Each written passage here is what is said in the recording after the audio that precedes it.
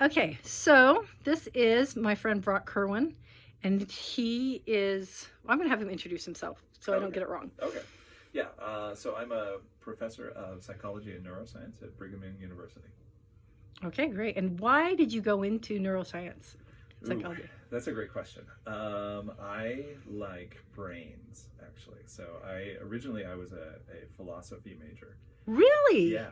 Yeah. Oh, that's great. Yeah. So I got into these philosophy of mind classes where we were Uh-huh. talking about things like free will, for example. Oh, yeah. And so, at the beginning of the semester, the professor says, at some point in the future, neuroscientists are going to be able to describe the entire state of your brain, all of the neurotransmitters, all of the synapses, everything. And if we can do that for time point one, and if we know what the inputs are going to be, then we can predict what the state of your brain is going to be at time point two. Oh, wow. And so, therefore, where does that leave free will? Right. So, because we can, if we can totally predict exactly what you're going to do you have any free will? So the rest of the semester was spent arguing about what do we mean by free will, but I got hung up on that first question.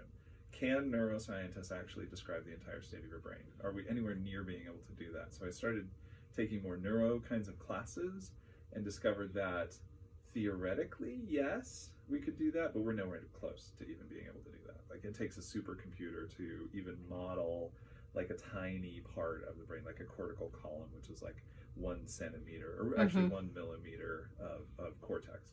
So yeah, so I figured out that there's actually lots to do and lots of really interesting questions still to answer about the brain. I mean, your brain is so complicated. You have like billions, tens of billions of neurons in your brain. In fact, you have the same order of magnitude of neurons in your brain as there are stars in the Milky Way galaxy. So literally astronomical numbers of neurons that you're carrying around in your head. It's just a really interesting question.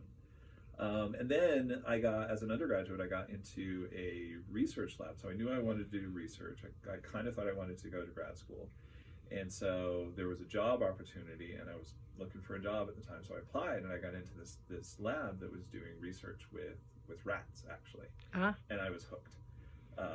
Because my job was to train the rats on these tasks, and so I could like watch the rats learning, and then I got to do the brain lesions on the rats, and then put them back on the task and see if they could remember how to do the task, and they didn't, and it was fantastic. It was fascinating. So in graduate school, I knew that I wanted to continue doing this kind of memory research, but I didn't like my subject peeing on me. So, and MRI and functional MRI or fMRI was really coming on board at the time. And so I applied to labs that were doing fMRI and got into a pretty good lab where I learned how to use MRIs to ask essentially the same questions that I was asking of the rats. So if we give you a task and you're performing the task while you're in the MRI scanner, what sort of brain activity do we observe while you're doing that? And that's what I've been doing ever since. Cool. That's great. Um, so, and it's interesting you said that because I feel like in my book, a lot of philosophy comes up Mm-hmm. and it is tied a lot into the brain. And there's questions asked, they're not exactly answered completely. Right. But so I'm going to start with one at the very beginning of the book. There's a character who puts forth the idea that memory's faulty. Mm-hmm. And so they're meaningless. What does it Right. matter if I'm Right. tampering with someone's memory? Because everyone forgets and our Right. memory's faulty. And Right. what would be your response to that idea? I think that I actually hold a pretty pessimistic view, so I don't know that I would necessarily disagree with this Uh character. huh. Because memory is faulty. So it's not like a video recording. It's not like a literal playback of what's happening. And if you think about like the purpose of memory, that's actually pretty useless to have the literal playback. Mm-hmm. What you need memory for is to help you make better decisions in the future, right? So something happens and you want to be able to learn from that and change your behavior. And so if you if you have a memory that's kind of adaptive, that you can incorporate new things into, that you can update over time, then that's actually much more adaptive than having a fixed sort of set video recording that So you're is saying unchanging. that our memory's faulty helps us learn? Yeah, exactly. Yeah, it helps us to update. So the example that I like to use with my students is, let's say that you meet somebody and they're really nice to you, And every time you meet them, they're really nice to you. And so you form this memory representation that this person is nice. Ruth is nice to me. But then one day, this person comes up to you and asks you for money. And then what you want to do is you want to reevaluate all those previous memories and say, oh, the reason that they were so nice to me is because they were buttering me up for the ask, for the request for money. And so you want to be able to adapt that memory representation and have a sort of a different color, so that all of those previous positive relationships or positive interactions are not what you're going off of if you have some sort of reason for reevaluating that stuff. Does that make sense? That you want to be able, you do want to be able to adapt your memories and update your memories. Yeah. Yeah. So that I think is actually useful for a memory system, even though sometimes it gets us into trouble, right? So sometimes that definitely goes wrong, right? So, maybe Ruth was just having an off day and she wasn't really asking me for money. It was some offhanded comment that I misinterpreted, and so therefore, my memory updating is not the right way to do it. Or there's lots of research on like false memories and how to implant false memories and things like that, and the ways that these things go wrong, usually in the context of like eyewitness testimony and things like that. So so there are plenty of instances where this is bad and it goes wrong.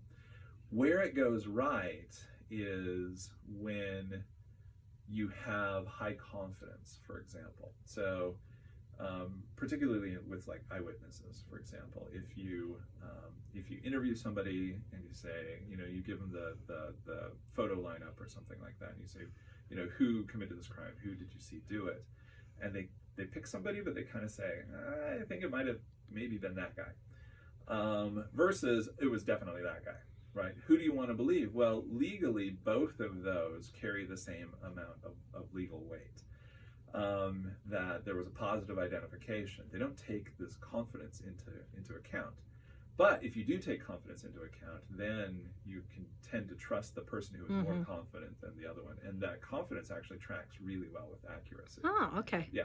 Yeah, so it's not as bad as... So our memories aren't as bad, but when we're like, I'm not exactly sure what happened. Yeah, that's your brain telling you that your evidence is not that great. Got it.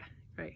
Okay, another question or concern a character has, this main character, on just realizing that kind of our identity comes through our memory, and our memory is through chemicals and electricity, and it kind of bugs her, like, oh, okay. I'm made of chemicals and electricity. That's who I am. Yeah. How do you feel? Even you're a scientist, you know this. Has that ever been a problem for you, or what would you say to someone who's like, that this sort of idea? Because we have this idea of or maybe not everyone, but sort of like in literature, of our memory being sort of part of our soul and being sort of this mystical. Right. So my response is, so what? So what if you're made of chemicals and electrical discharges? So are stars. I mean, so are like literally everything else that you see around you. That's what beauty is. Beauty is stuff that is just organized in a particular way, right? So you see a beautiful sunset. I could analyze that, and I could tell you exactly why the light is refracting the certain way and impinging on your retinas and causing you to have this experience. It doesn't make it any less beautiful, right? It doesn't detract anything from your experience of being a human. Just that this is the stuff that it's made out of. Yeah, I don't have a problem with that. That is fabulous. Love that. Okay, one last question, though we're almost up with the time. The faulty memory thing, does it ever make you second guess when people are telling you things that happen to them? Oh yeah, all the time.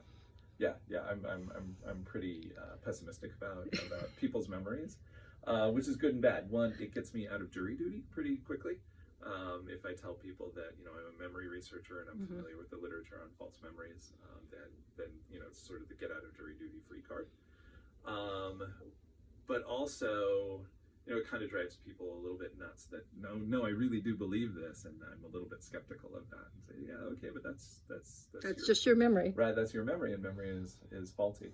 But at some point, you would be paralyzed if you didn't believe anybody, right? And anything, and so at some point, you just have to go with it, I guess.